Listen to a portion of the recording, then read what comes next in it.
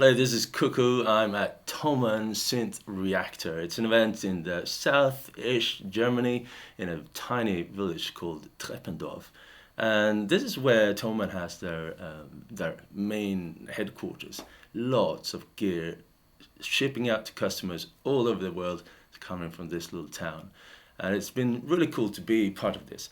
In this video, taking advantage of what's in the vast store of Thomann, I want to check out MIDI keyboards.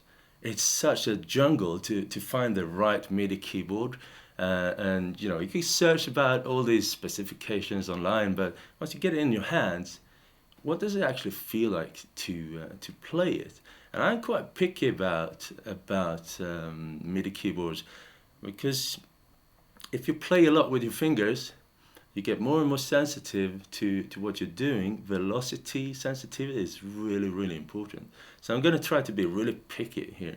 I've selected four keyboards that I'm going to try out today.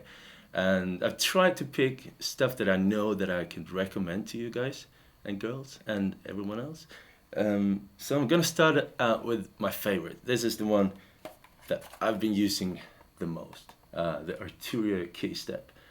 It's very well built, very, very sturdy, and a bit heavy for its size, but because it's so sturdy, it's good. And the keys are mini keys, but they're larger than typical mini keys, which makes it more playable. And the velocity sensitivity is good. So I'm going to hook it up now and see what it feels like. Also, I'll be using this, which is a Yamaha sustain pedal.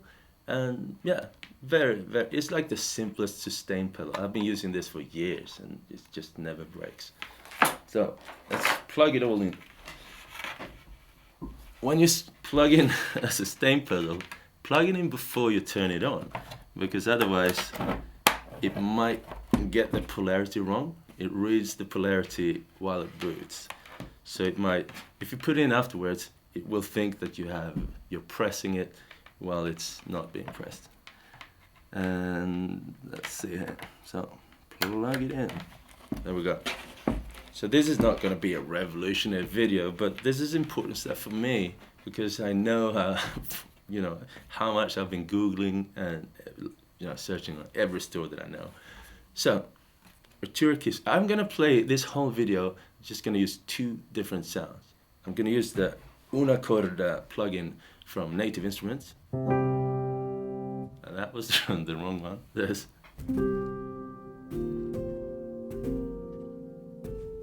And I'm going to use the Scape plugin from Spectrasonics.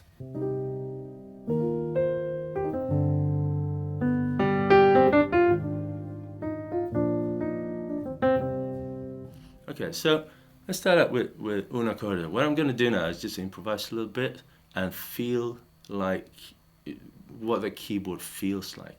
If I can control the velocity at different levels and just get an overall feel for it. Okay.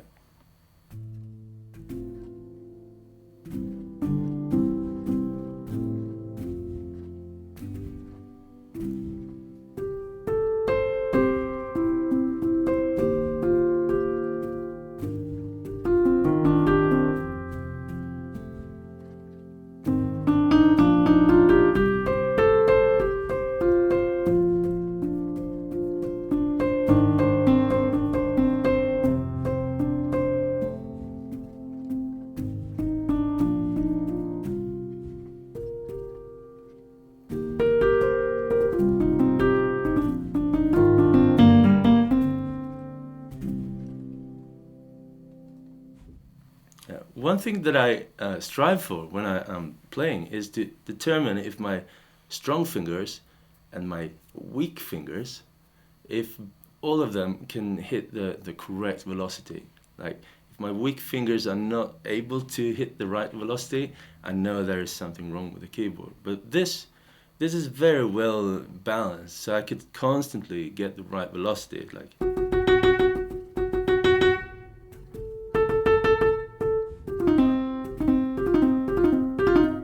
typical thing that happens with a keyboard that doesn't have like a good velocity sensitivity, it doesn't necessarily have to be the velocity sensors, it could be the springs. If there is too much resistance and you need to force the keys down with your weak fingers, then it's going to be you're going to be less precise with your weak fingers. But with this keyboard, the travel is not very long. It's just right. The keys are larger than typical small keys, and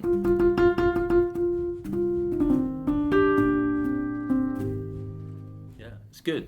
In the Arturia, in the setup app, you can also set like different response curves. I think it's set to linear by default, I would assume. But also in the apps, like right now we're using the Unacorda plugin, there's also a way to set the velocity curve. It's set to linear now, and I'm not sure if they have a specific velocity curve for this one, no. But there is like complete control, complete softest velocity. If you constantly feel like you have to push harder to get what you want, choose something called like hard velocity, I guess, where the velocity curve is boosting the weak sounds and flattening it out. So now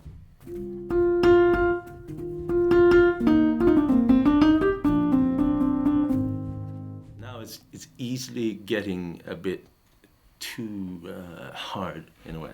So I think it's doing a really good job at doing very predictable, consistent velocity at the linear level. This is one of my favorite keyboards because it's compact. I could travel with it. It's not small enough to put in a backpack, but in a big backpack you could do it.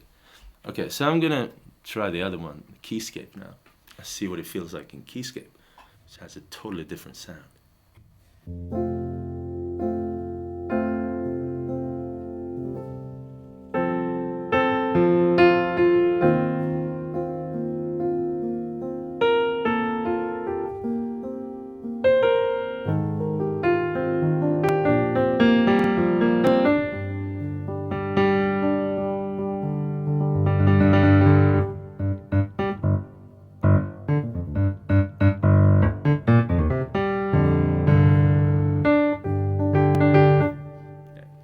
Keyscape might be favoring, it might be boosting. Let's see what the velocity setting looks like here. Yeah, I actually dampened it to not boost the velocity that much. I'm gonna slightly edit the curve here. The curve is really nice. I'm not sure if you can see it's hidden behind the microphone. So the velocity editor here is very, nice. You can just tune the velocity in Keyscape. It's a very, very good plugin.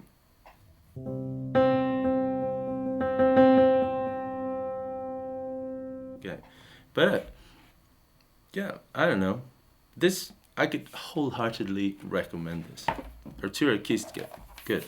It also has a really nice sequencer. And this is actually really special. I don't typically use sequencers on a little keyboard like this. I use it on my other gear. But here, you just hit, you can go into the sequencer, hit record, make like a little sequence.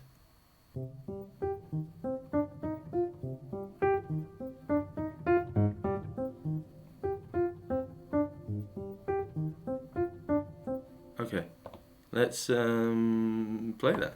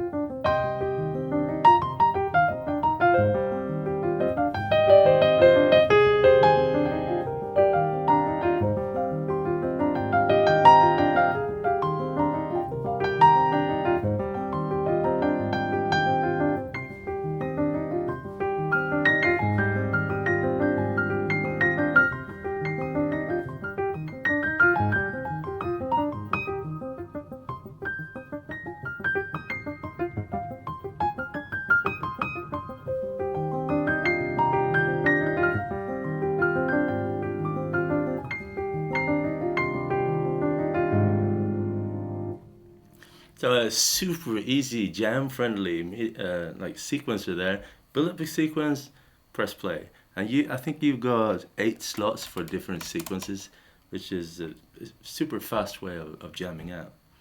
Yeah, cool. So wholeheartedly recommended this Arturia key step. Very good. Approved by Cuckoo. Okay, so the next one I want to try out, and this is gonna be the first time actually for me. So let's see what it feels like.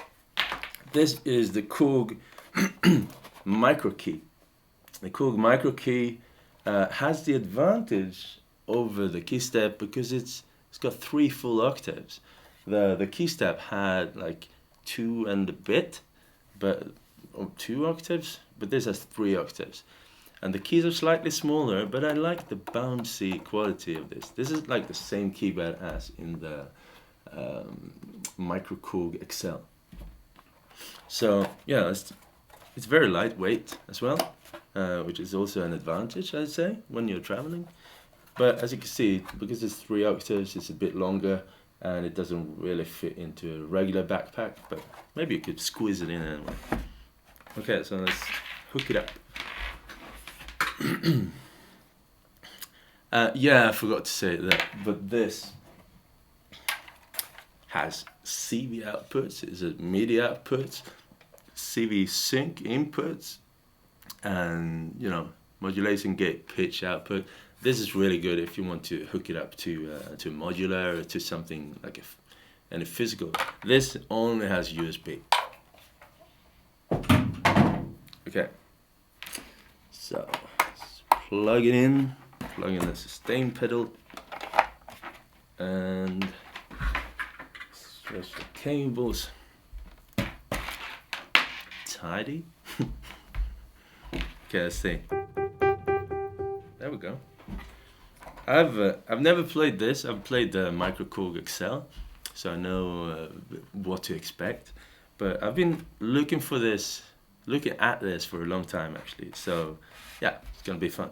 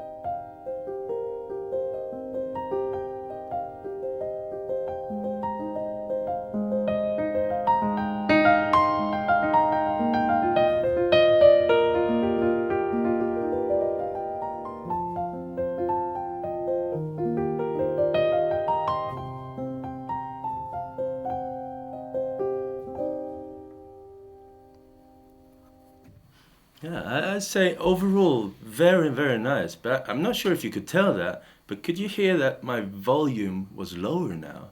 It's not because I tweaked anything in the settings, it's because this velocity curve on this keyboard is totally different from the other one. So I was playing roughly the same kind of velocity, but everything turned softer. So this has like an exponential curve maybe, and not as flat as on the other. Let's see.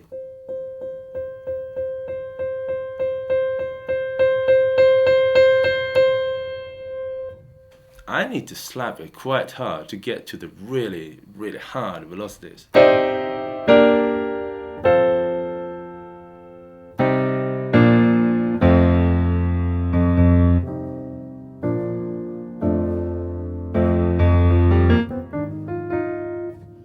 think overall it feels really nice.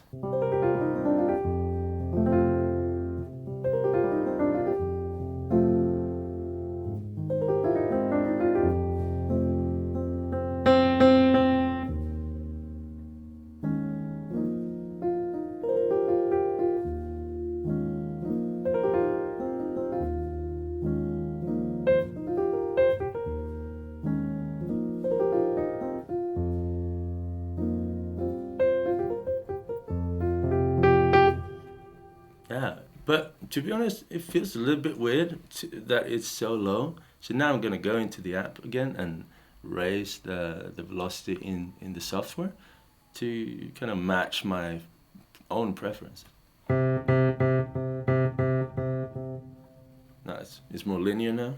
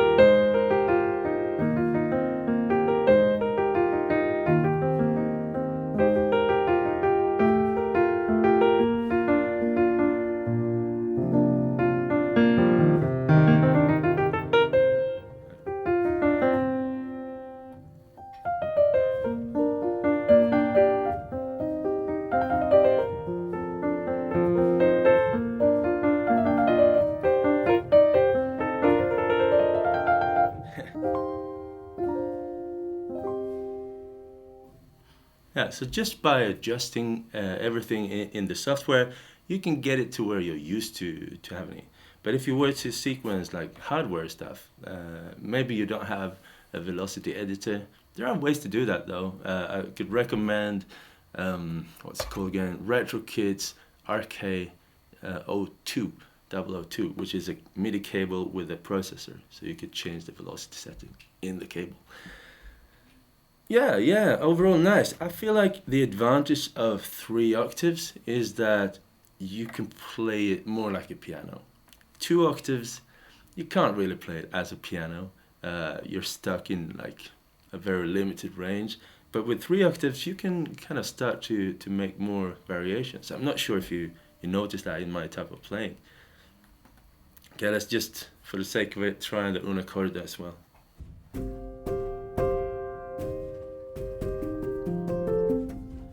Same thing there. I feel like the urge to change the velocity setting there in order to match.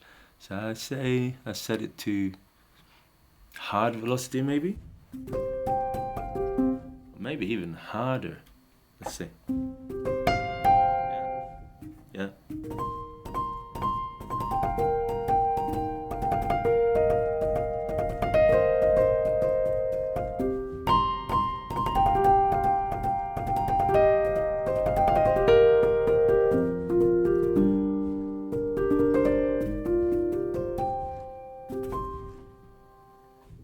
Yeah, totally nice. Very nice. I could recommend it. This is a good keyboard. It feels good. It's very bouncy. This mechanism here is very bouncy, very light. Yeah, interesting. Yeah, I like it. It's USB only though, so if you need to connect this to like external gear, you need a MIDI host. I could recommend this. RetroKit's 005, very small multifunctional MIDI host, MIDI processor. Also there is the Kenton USB MIDI host, which is only a MIDI host, but it works flawlessly. Yeah. Okay, that's it. That's it for the micro key. Let's try something else. Yeah. The next one I'm going to try out, something I've been looking forward to, is the complete. There's a complete control A49. As you can see, it's a little bit larger, and I chose the A series because for me, I don't really want to tie it to any specific software. This is something that I see myself maybe using without a computer. Even though this doesn't have a MIDI output, you can use a USB MIDI host to do it. When I tried this in the store, I felt like this has a really good keypad. This is something I want to highlight. So let's hook it up. There you go.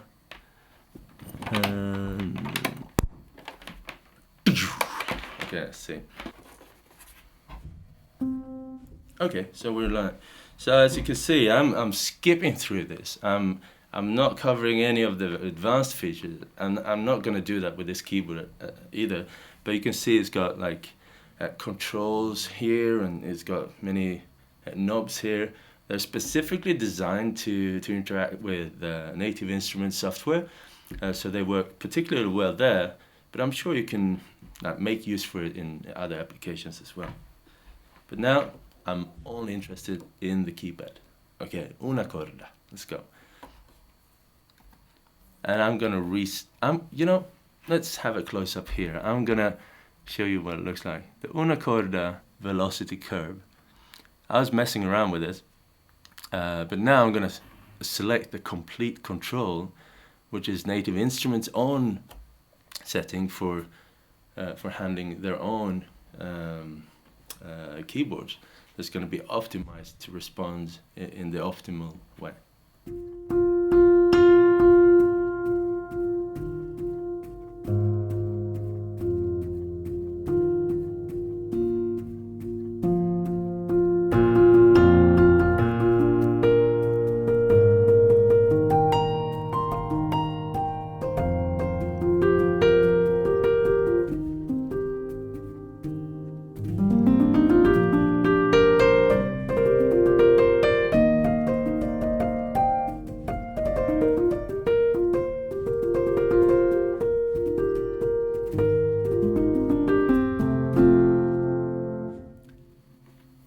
It feels perfect. It feels really, really good.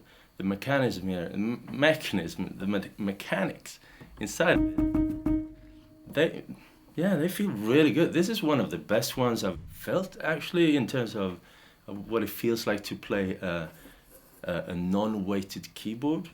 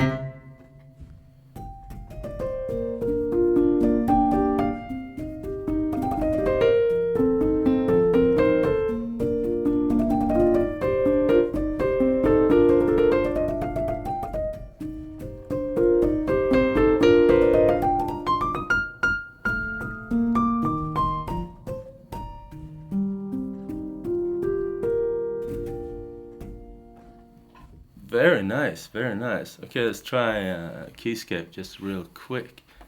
And I suspect, oh, what's going on? It's the wrong sound. It's not a piano, this is a Rhodes. User, and there you go. I think maybe they also have a specific response curve here. Settings. Velocity, they've got Arturia, they've got Native Instruments, Control 49, should be similar.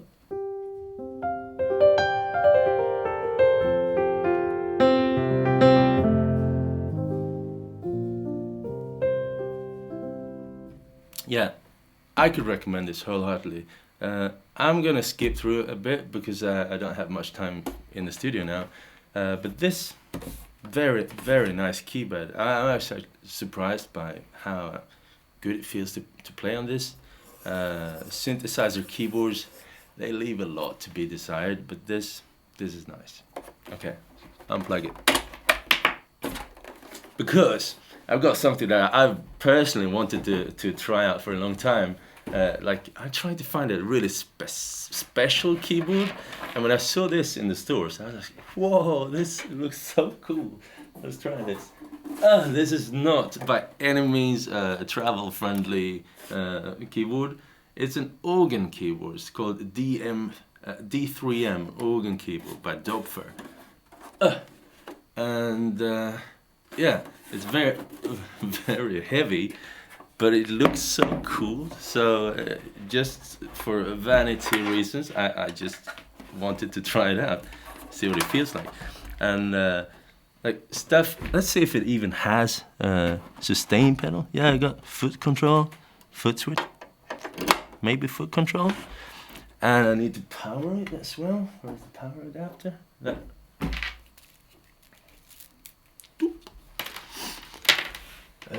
And oh, it's got 2 power inputs. That's weird. Okay. Cool. So I just want to calibrate the overhead shot. It's probably like that. Yeah. Okay. So it doesn't have a USB. So we need to do something. I'm gonna use this little fellow here in micro, and we're good to go. So let's try it. This, let's see, 1, 3, 5, keep, yeah. The moment I touch it, I realized that it doesn't have velocity. I asked someone about it and they thought it had velocity, but since it's an organ keyboard, yeah, it doesn't have velocity. Well, that's a bummer. Okay. Okay, yeah, I'm just gonna cut this out, I think, actually, or maybe not. Well, it was really cool, it looked super cool, but I didn't do my homework. It doesn't have velocity, so this is not useful for me, I think. Well, to wrap this up, these are keyboards that I can highly recommend. Native Instruments, in this little video, takes the crown, I think, for a really good playable keyboard. And I think maybe they're actually using a widely used keyboard. Maybe it's the Fatar keyboard. I'm not sure, but maybe. I'm gonna ask their reps afterwards. Very good. This one, most lightweight, very portable, very nice and bouncy, but it's a bit small. You'll make a lot of mistakes if you want to play it. The keys here, slightly larger, very nice velocity, and a fun sequencer as well. Yeah, maybe not the most fun video here, but these are keyboards that I could highly recommend. So thank you for watching. It's been Cuckoo. I'm at Toma and Synth Reactor. And thank you for all of the sponsors of this event. You're really cool. So yeah, nice hanging out. See you soon. Peace.